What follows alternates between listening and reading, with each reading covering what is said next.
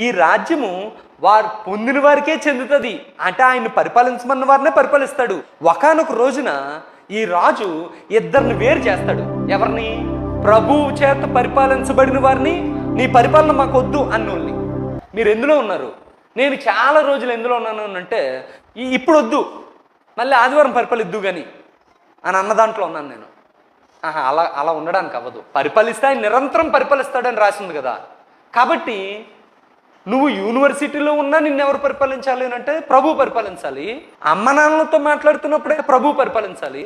నీ భర్తతో నువ్వు మాట్లాడుతున్నప్పుడు, నీ భార్యతో నువ్వు మాట్లాడుతున్నప్పుడు నిన్ను ప్రభువే పరిపాలించాలి. ఇక్కడ ఉన్నప్పుడేమో మంచి మాటలు, కొంచెం ఊరు దాటిన తర్వాత బూతు మాటలు మాట్లాడుతున్నాను అనుకో, నన్ను ప్రభు పరిపాలిస్తున్నాడు అని అంటే అది ఎలాగవుతుంది?